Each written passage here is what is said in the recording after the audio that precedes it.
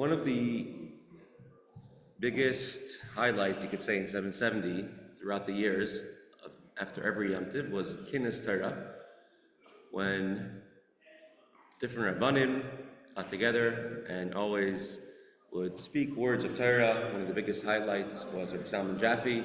Rebbe would always instruct him to speak and to say, read parts of his diary. He would review everything that went on in 770, and generally whenever he spoke, it became very full because he had a very, sometimes without intention, very strong sense of humor. But you cannot compare the excitement that people have when listening to seasoned Rabbanim, seasoned Rosh Yeshivas give over Divrei Torah, to when the Bochurim in the yeshiva who are learning day and night, and they're out of town the whole entire year, and they come home for only Bein Hazmanim. When they come back, and everyone sees that the investment and all the effort put into them, and that they put into the learning, and they come back with a tremendous excitement and chayas and learning, that in turn adds on to the entire avir, the place where you are. So for the fourth day of Chol Hamoed, we are asking 3 different Bochurim from 3 different yeshivas in 3 different places, one in Eretz Yisrael, one in Cleveland, one in Baltimore, and each of them are going to give over topics for about 10 minutes on the different sugyas that they are learning in yeshiva this year. So the first bacher is going to be Hatomim Reuven Bassman, learning in yeshivas, what's it called? Mesivta Lubavitch in Baltimore. Then we're going to have Hatomim Mendel Pressman, learning in Migdal Emek in Eretz Yisrael. And then Hatomim Yossi Cohen, learning in which yeshiva? Yeshiva in Cleveland. Okay.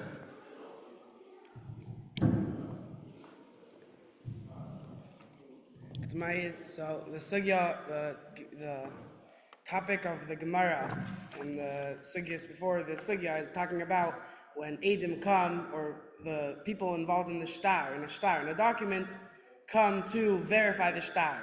So let's say the malva is coming to take whatever he lent to the loived, the borrower, and so they're coming to. So one of the sugyas is here. It's talking about when someone claims that the shtar is a shtar amana. Now, what's a shtar amana? It's a shtar that it's amana milashon emuna, that the malva and the loived, the lender and the borrower, are they're lending and borrowing money, but they don't want to lend the money right now. But for whatever reason, it's convenient to make a shtar right now. Let's say there's someone in town that's good at writing shtaris, so right now they want to write a shtar, but they want to wait to the end of the month to actually lend and borrow the money.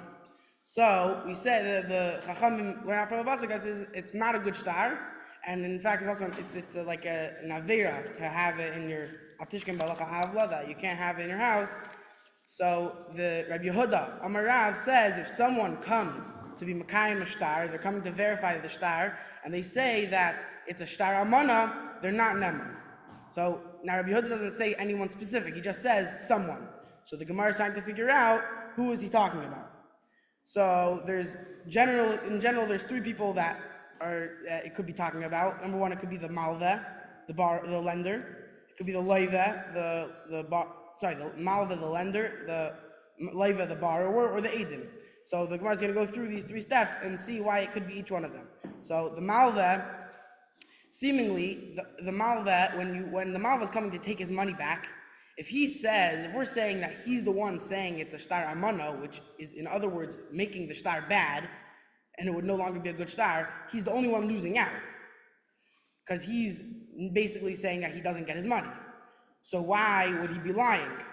So meaning why would he not be neman? If he's saying that, obviously he should be neman, because it's the biggest proof it is true, because he really, if he was lying, he wouldn't lie like that. He wouldn't lose out by lying. So why is he not neman? So the Gemara says because of that he's responsible to other people. So what does it mean, responsible to other people? It says like the concept of Rabbi Nassan, the teaching of Rabbi Nassan, Shibuda de Rabbi Nassan. What is this teaching of Rabbi Nassan? Is that let's say you have three people. You have Reuven, Shimon, and Levi. Reuven borrowed money from Shimon. Shimon borrowed money from Levi. So now Reuven owes Shimon money, and Shimon owes Levi money. So Rabbi Nassan says that instead of you having to go Reuven paying Shimon and Shimon paying Levi, or Levi coming to collect from Shimon and coming to Levi and then coming to Reuven, Reuven can go, and let's say it's more convenient. Let's say Reuven and Levi are next door neighbors, and like Shimon lives far away. So we say that Levi can come next door to Reuven's house and collect the money straight away without going to Shimon, because there's this two-way linkage. So so we're saying that this case that Rabbi Yehuda is saying the malva wouldn't be neman is that the case we're talking about, this shtar is the shtar between Shimon and Levi. That Shimon and Levi have a shtar, and now he's saying that their shtar is a shtar amana. So if their shtar is a shtar amana, then Reuven can't go to Levi anymore because Shimon and Levi don't have a shtar anymore. The malva Levi, who's the malva to Shimon, is now saying that that shtar is not good. And then Reuven doesn't have a linkage to Levi, and he can't go next door. Now he has to travel all the way to California or let's say wherever the guy lives, Shimon lives, he has to go all the way across the country to go pay Shimon, when it would have been much more convenient for him to just go pay Levi. And that's why he's not Nema, because he's Chav La'acherim. He's responsible to Reuven that if he makes the shtar a shtar amana, he's there, then Reuven's going to be losing out. So the Rosh, Rabbeinu Asher, he asks, he asks a question. He says, why do we care that Reuven is losing out? If the fact is that it's a shtar amana, then he should be Neman, right? Why do we care that he's losing out? So the Rosh brings in the name of the Ravid an answer. He says that because if they're making Reuven lose out, then we assume that they're lying just to mess over Reuven.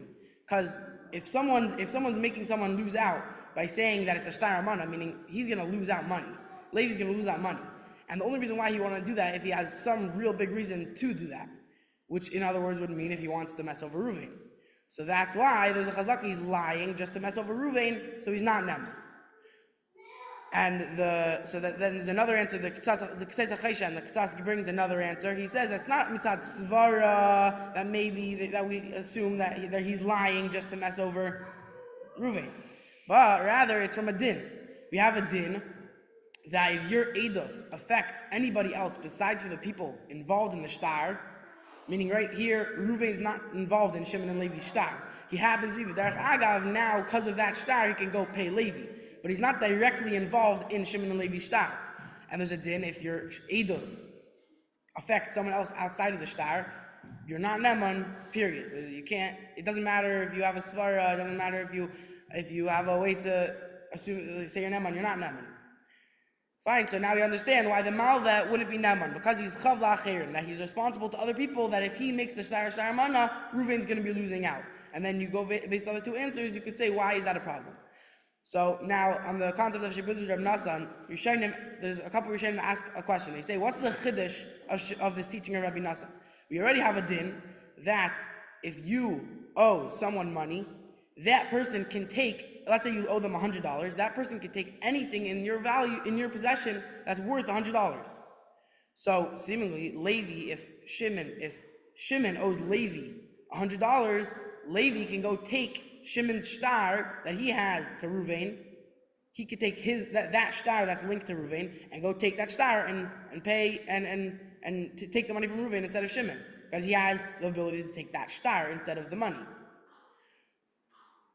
So what's the chiddush in Rabbi Nassan? What's the chiddush in his teaching? So the Rashba answers that the chiddush is that I would have thought that you can only take objects or money. So now Rabbi Nassan is coming to teach us that no, you can also take shtaris. That's also part of the stuff you can take.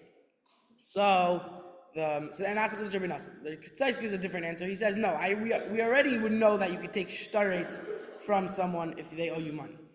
What's the chiddush of Rabbi Nassan? The chiddush of Rabbi Nassan is that now, because Shimon is sort of the middle guy, he's batal, and therefore you can't pay Shimon. You have to go to Reuven. And that's the chiddush of Rabbi Nassim. He's saying that even though you could say that, okay, I have the option, I have a star to Reuven, the Levi has a star now to Shimon and to Reuven. He has his own star and he has the star of Shimon. So he can now go pay either one he wants. So the chiddush of Rabbi Nassim is that no, that middle star to Shimon is completely batal and you have to go to Reuven. So what's the nafkamina if you say these two answers?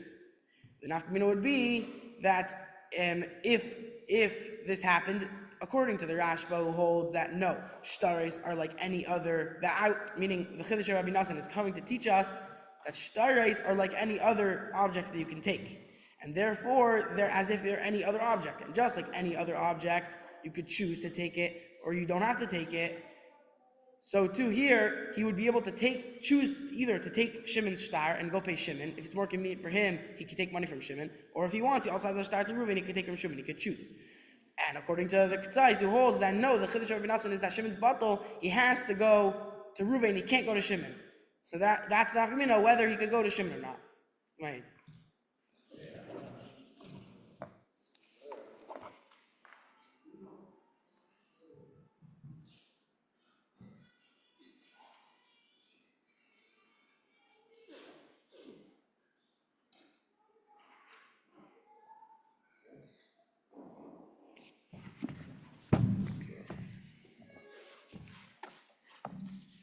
Moed.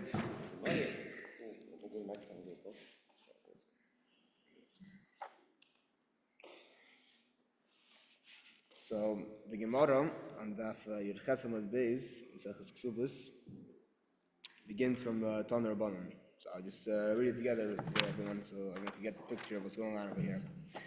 Tanur Rabbanon, Torah and Brayso, in Amon Paisoi, Divrei Rameir.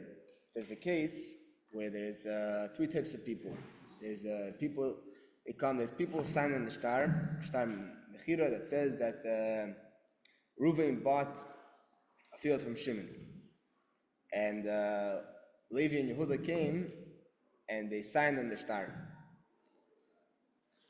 And they come afterwards and they say that the star that we signed on is possible. Why is it possible? Because either we were ktanim or we were anusim, machbas efoshes, meaning that they were being forced to sign on the star because they were going to be the person who was threatening to kill them, or they were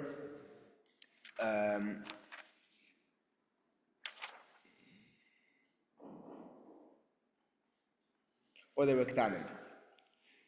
So Rameir says in all these cases, if they were say I was a katan, I was possible for eidos, or I was forced to do this, they are not ne'emun to make the star possible. The star is still kosher.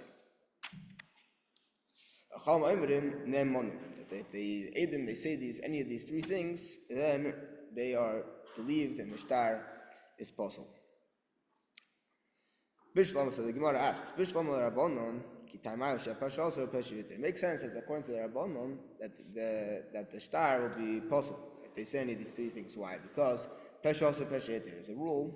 It's called Peshos Pesheter, meaning that if somebody says something which makes the star kosher, then they also are able to make the star possible.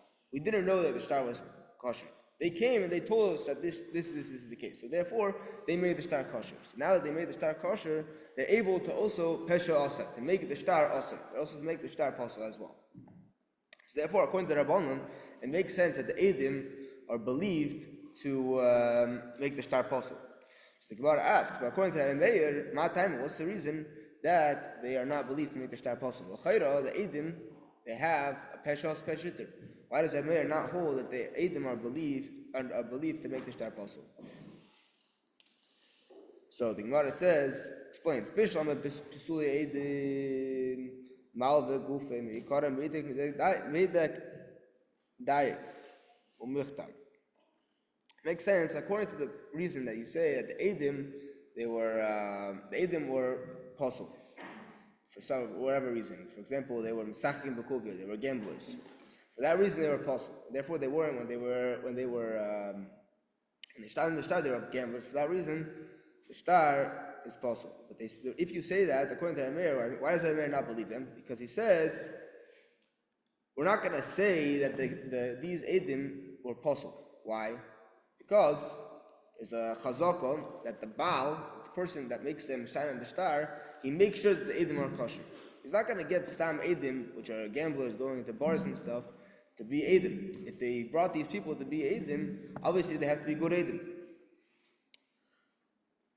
So therefore, it makes sense that a mayor holds that if they say they're apostle, they're not going to be Nemo. Because there's a chazaka that the person that brought them to be sick, to sign on the star, he made sure that they're not apostle. And also, Ketanim Nami. Also, if they say they're Ketanim, it makes sense according to the mayor why they will not be believed. Why? Because Reuven ben Lakish, the Omar Reish Lakish.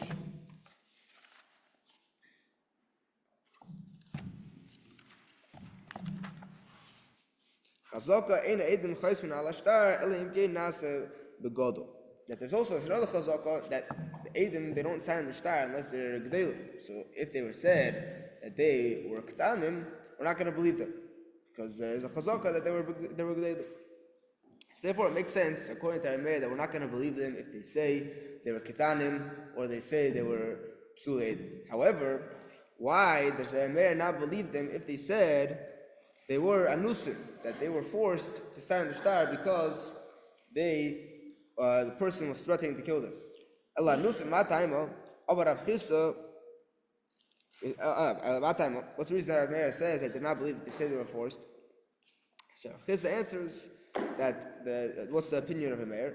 Aber Rav Chisda, kesavar a mayor, edim she'amru lahem chasmu sheker v'alt aregu yaregu v'ayachasmu. Chisda holds that a mayor holds that if somebody comes to you and says, sign on the star, and or else I'll kill you. He holds the halacha that what are you supposed to do? You're supposed to be killed, and you're not supposed to sign on the star. So the Gemara asks a very obvious question. Amalei Rava, Hashta ilu osu lekam lamuchi. Amir lo zilu chasumim v'leiteskautu. So go, if they kept me in Bassman, and they asked me, what should I do? This guy is threatening me to kill me. And what should I do? Should I sign the star? Should I be killed? So I got to tell them basically, go sign on the star. Don't be killed. The Amar Mar, because Mar said, "Ein lo davar she'ayim b'fnei pikuach nefesh ela v'yos kol chavim v'gil erais v'sheichus damim bilvad." Only these three avedas he's supposed to be killed, not for any other aveda. So how is Rav hold that for this aveda you're supposed to be killed? And for the Gemara, no, that's not the answer we said before is not correct. Rather, Hashad the Chosmu Amrina Lahu Amay the Chasimu Ella Taimo the Rav Hunda Amarav Hunda Amarav Moide Vishtash Kosu Inserach Lakaima. Rather, the reason for Amir is the reason why they're not believed. If they claim they were anusim is because there's a rule. If there's a malva, if there's a leiva, the leiva claims that the star over here that was written up is true. Then he can't claim afterwards and say, "Oh, I paid." Once he claimed once they agreed that the star is kosher, then he cannot go back and say, "No, I really is possible." So therefore, since the person, the Edim, they said the star is kosher, but we were anusim. Since they admitted the star is kosher, they can't go back and say the star is possible. So there's a lot of space to delve into the sugya over here, but we're just going to mainly delve into the part. That's what we're gonna delve into. So Amir said that the answer of the Hatomim of the Gemara was, why does our mayor hold that if the person comes to you and says, sign on the star? If you don't sign on the star, I'm gonna kill you. Our mayor holds you have to sign on the star. You should be killed and you should not be signing on the star. Yari, you should be killed. So, and if you do sign on the star, why would you not be believed? Because you're not going to be believed because ain't no the masamatsa in Russia. What does that mean? A person is not allowed to incriminate himself. A person is not allowed to say that we're not going to believe a person if he says, I did this aveda, we're not going to believe him. It's a rule in Torah. Ain't no the masamatsa in Russia. So therefore, if he was over and he was not killed, then we're not going to believe him. And that's exactly the shita of Rameir. So, seemingly it's very interesting to say this. So, the Mefarshim, they speak about this, that what is the shitta of Rameir? Because it's not really understood. If you say that the shitta of Rameir is that you should be killed and you shouldn't sign, then how come afterwards the Gemara asks, what do you mean? If the Gemara says elsewhere, Mara said that there's only 3 averos you should be killed for. What? If the opinions of Rameir is to be killed, then why are you asking on his opinion? He's arguing with that opinion. He's chaylik on the opinions. What are you asking? What's your question? Obviously, that's the answer. He doesn't hold like him. So, if the Gemara is asking, obviously you can't say he's chaylik. So the Mefarshim, they ask on this question, different Mefarshim, they give like different explanations. So, I'll just say a few of them that the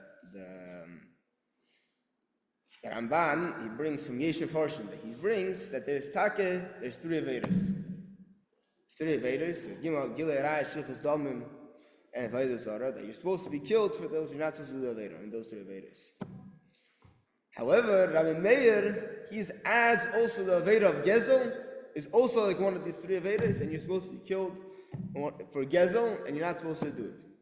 That's a Yesh Mefarshim. However, it's still hard to explain how come the Gemara is asking on that. If that's a Shitta, why is he going on and asking on that? Okay, so then that's the Rambam brought that from Yesh Mefarshim. The Ramban, he brought that from Yesh Mefarshim. The Ramban, he brings his own answer as well. That this is not that he holds. He agrees that there's only 3 averos that you're supposed to be killed for.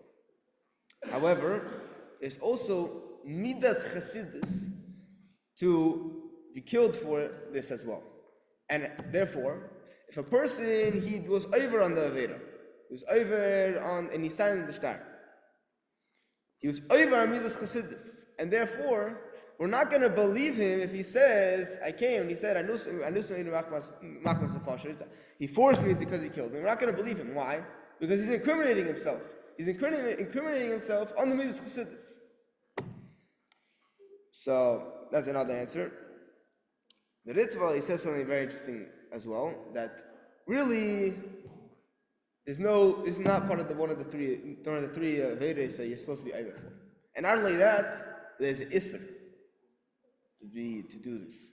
To do over on one of these, if he tells you to be Yarig, and if he tells you I'm going to kill you, and he says, or sign the shtar, you're supposed to be signing the shtar. And if you get killed, there's an Isser on that. So how come, what was that man hold? It holds that because there's room to think that you're supposed to be killed. Someone might think that you're supposed to be killed. Why? Because people are very, very careful not to sign falsely. They're very careful. It's something very big. There's many stories and brought down that people, they were willing to pay thousands of dollars not to give a shvuah b'sheker and things like that. They didn't want to do things in court b'sheker. It's a very big deal. So therefore, someone might think that dafke over here, if somebody comes to you and he says, sign the shtar or else I'll kill you, you might think that you should be killed. There's room to think that. Taka, that's not the halacha, and that if you're yavar, it's not a problem. However, because there's room to think that, and he was yavar, now he's incriminating himself against what he thought. That's what the Ritva says. So you see, there's a little bit of not exactly clear when you're supposed to do Mesiras Nefesh over here. Some of the Ritva says not only is you're only supposed to do it in these 3 cases, and also only if it's in a case of a Talmid Chacham, a Gedolei Hador, where he's doing it in order to make a stance against Shmad or something. He could do it on any Aveda, not only these 3 Avedas, to make a Siga Torah. That's it. But anyone else, not only is it not mutter, but it's also only over here. I would think that maybe it's allowed because it's such a great thing. So it's brought down in the Rambam. In you say the Hilchos Yisrael Torah Perek Hey, halacha Daled. Kol mi shenemar bo yavar ve'ayarig v'nerag v'loy ovar harezen mischayev b'nafshi. Any place where it says that you should be yavar on the mitzvah, yavar ve'ayarig, you should do the avera and you should not be killed, and nonetheless you were killed, and you did not over on the avera, harezen mischayev b'nafshi. Mischayev misa for that. Zama writes. So The Mepharshim should bring down over here that this is the shit of the Rambam, but not everyone agrees with him on that. But what? Whatever. I'll stop here. Continue. We're not done. I'm just checking the battery. Yeah, fine. I didn't. Wasn't nice. Anyway. Continue. Yeah, I'll stop. I'll finish off here. Yeah, I have time for Yossi Cohen as well. After the Chassidim came out of Russia in the Lamids, 1970, 71, a big group of Chassidim came out of Russia. So you had different, and they came, the Rebbe paid for them to travel from Eretz Yisrael to New York, to the Rebbe for Tishrei, Tafshin Lamed Aleph. It was a very special Tishrei. There's special Amarim said that year, 8 a.m. and 770. So the Rebbe instructed Rabbi Chadakov, and he arranged, and he accompanied them, that a delegation of these Chassidim, who just left Russia, just recently, should all go visit Moshe Feinstein. So, the Rebbe actually had introductions, as I understand the Rebbe wrote these introductions, or instructed Rabbi Chadakov to introduce every one of the Chassidim. So, for example, to Reb Chazak, Reb Chaim Zalman Kozliner, the Rebbe, the introduction Rabbi Chadakov gave was that he is Baki in the Daled Chalkei Shulchan Aruch, Ois Ba'ois. He's Baki in the 4 Chalakim Shulchan Aruch, word for word. To Reb Lippe Klein, you may know him from Nachas HaChabad, Lippe Klein, got to know him a little bit. The introduction given to him was that he is Baki in the first Daled Chalakim of Likutei Sichos, Ois Ba'ois. He's Baki in the first 4 Chalakim of Likutei Sichos. And somebody remembers that in Samarkand, when they got a copy, the one copy of Chelik Aleph Udal Likutei Sichos, he sat copying it by hand, word for word. He's a Baki Ois Ba'ois. And speaking with them, there was a young Bacher, Zaltzman Bacher, and he just came out from Russia, but he was on par. He was learning Rishonim and Acharim by himself. At the end, Rav Moshe Feinstein asked this whole delegation, how did he manage to do it? In Russia, a place of Mesiras Nefesh. So one of the Chassidim answered, from time to time we got together because we fabring together. Another Chassid answered, we Mesiras Nefesh, remembered about the Rebbe always. And I think it was Reb Chazak, Chaim Zalman Kozliner, who answered, wie gekannt sein anders. It just wasn't possible any different. So there's Indian of Mesiras Nefesh, that you're ready to give up your life, not to say not to sign a star falsely. And then there's another level which you're not actively trying for Mesiras Nefesh, but just how is it possible to be any different? It can't be any different. It's just the way it has to be. At that, Moshe Feinstein actually broke down in tears. He cried. Because hearing just how it couldn't be different, that's what really affected him. So, Ashkoyach, Reb Hatomim Bacher Mendel Pressman, Shkoyach Reb Reuven Bassman, and now introduce Bacher, Yossi Cohen, to give us a sugya in Gittin. Kesubos, Shas, the Gittin. It's on the last pages of the Hamoed. So the Gemara in Chol Hamoed that brings a suffix whether or not similar to the rest of their Rabbanan, so it tries to bring a story to prove something of the sorts. We'll get to exactly what it's proving. So it says Rav Rachana Echosle Gita Metrasha. So Rav Rachana lost the get in the base medrash. Amri Isimana Isle Begave. If you want a simon, I have a simon on it. Itvius Ena. If you need Tvius Ayin, which is more like you can't say exactly what the simon is, but you just recognize it and you know it's yours. So Isi Begave, have that too. So the Gemara says Adrun Ele, that whoever it was found it, gave it back to him. Amr and Rav Rachana said, Lo Yadana, I don't know, Imishum Simana Adura, that they gave it back to me because Simon, because every Simonim Deraisa, and they hold that Simonim are Deraisa. Imishum Tvius Ena, or maybe that they hold, that they gave it back because of Tvius Ayin, but that could serve Rabbanan, but they only would give it back to me because I'm a Talmid Chacham, I'm serving Rabbanan. But they wouldn't give it to anyone else, but they would hold that Simonim are Rabbanan. So just a quick little hara, not the main point, but Rashi says that Rabbi Rachana was a shliach, as opposed to saying the Baal. So the Maram Shif asks, why couldn't he just say it was the Baal?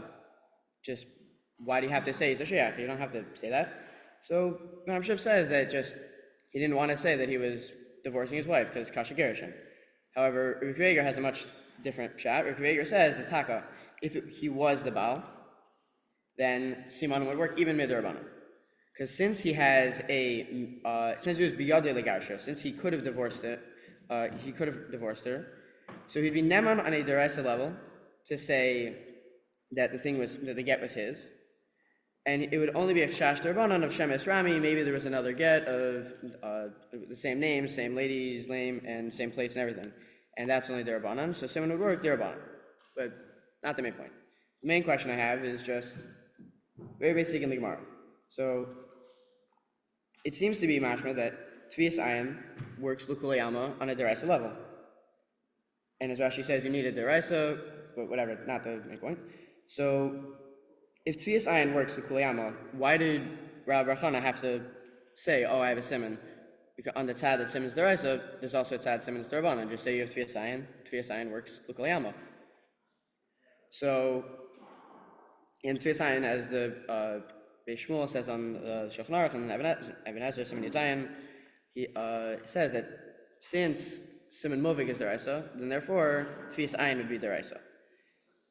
But there are Achronim who learn a little different. The Teres Yaakov, I don't remember who he was, but he was an Achron a couple hundred years ago. So he learns that the Hatomim of the Gemara was actually that Rabbah had two sfigas. Rabbah wasn't just Mesopik if Siman was deraisa or derabanan. He also was Mesopik about Tvias Ayin. Because he says if he wasn't Mesopik, if he was only Mesopik about Siman, then the Gemara didn't do anything.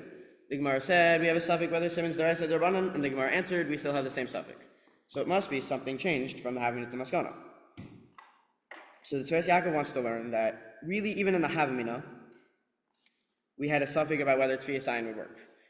And he says, he's a little bit vague, but the way I read what he was saying was that he said, if you hold Siman's deraisa, then it would make Tvias Ayin also either derabanan or just wouldn't be neman or it won't work. So he seems to say a sort of structure of just if Siman's deraisa, then Tvias Ayin wouldn't work. If Siman's derabanan, then Tvias Ayin would work. So the Gemara was saying that on the tzad that Siman is deraisa, you can't say Tvias Ayin. And Tvias Ayin alone, if you didn't bring this machlekes, this suffix, and we just said Tvias Ayin, it wouldn't be enough. So I had a very basic question of just why would that be true? Why would Tvias Ayin not be enough just because Siman's deraisa? Only to Rabbanan, but it's only because it's Shash B'Shakar by Amaretz. The Taina of Tvias Ayin is much better Taina. So it's a little bit confusing, but I want to answer this question, at least based off, there's a machlekes between the Ran and the Ritva B'Shem, his Rebbe the Ra'ah, of whether or not an Eid Echad is Neman Ba'aveda. This case is a case of, we're talking about someone else. Since he was the Shliach, it wasn't his get. So it would be a case of Neman Ba'aveda Shel Acher. So the Ran says that an Eid Echad is Neman Ba'aveda. The Ritva says that not. So the way that Rav Elchanan explains, at least I think the way that he explains this machlekes, is that the Ran holds that any place that you, he holds that a case of Eid Echad being made on someone else's thing is not a case where you need Dina Edus. And he brings a right from this case, because if you needed Dina Edus, then Surbim Rabbanan wouldn't help anything, because Lamaisa, it doesn't make him two people. So he says, like, Elamai, it must be you don't need Dina Edus.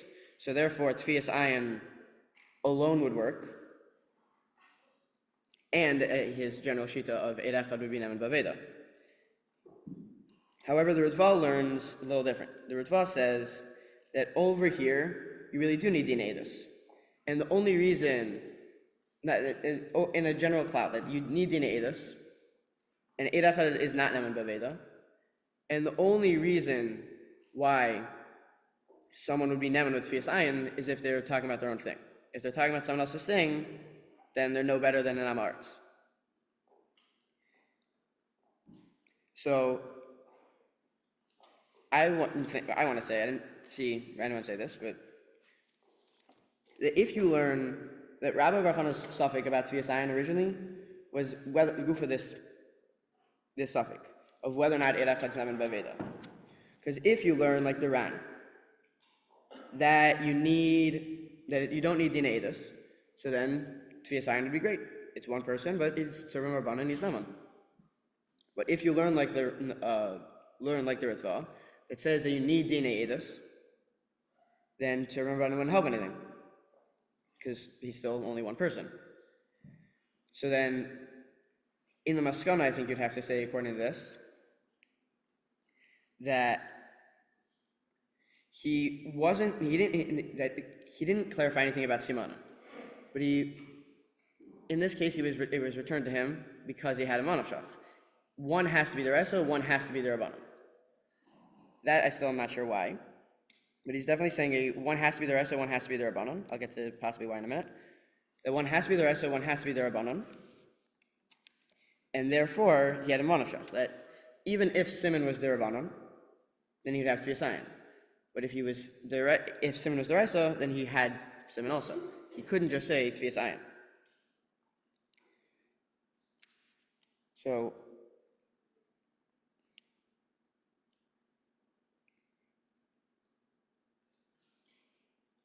it would come out that Rabbi Chana really had two sveikas that were entirely different from each other. One was whether Simon was the Reso or the Rabbanan, to which the Gemara never answered. And one was whether or not Eid Echad Zeman Baveda. But it would seem to be a little bit fair, because it seems that the Gemara is coming out, actually, according to the way I'm saying it, they were paskening that Eid Echad would be Neman Baveda, and the only thing would be a Chash Meshaker by an Am Aretz, so therefore you need a Tzurban Rabbanon. And it seems to be that the Gemara was saying it would be according to the Ram.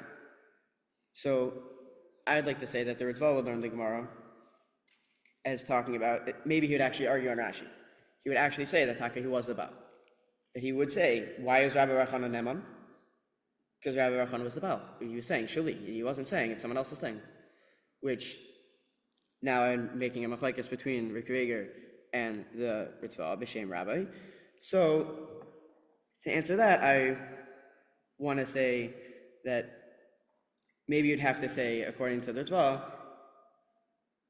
that really it wasn't biyado legarsha. As the Reuven says, it was biyado legarsha. That since he had the ability to divorce her, so he's neman deraisa, and we're only sheshish derabanan, that maybe there was another get that had the same thing. That maybe we would say, according to the Ritva, that really it wasn't biyado, because right now we have a get that is nobody's. We don't know it was this guy's, we don't know it wasn't this guy's. Now he's coming and saying, oh, it's mine. On the side that it's not yours, you don't have any biyado. Only on the side that it's yours do you have a biyado. So a suffix biyado wouldn't give you an amanas min Torah, and then we would still have a suffix midaraisa, to which a simon derabanan wouldn't work. If that made any sense, that's good. If not, it's my chiddush, it's fine. Get married.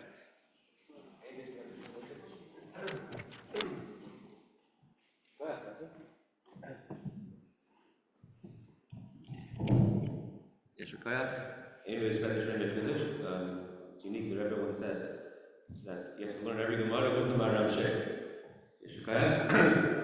And a good night, and Mr. Hashem tonight, everyone will stay up entire night learning over here in Shul. And a good night. This.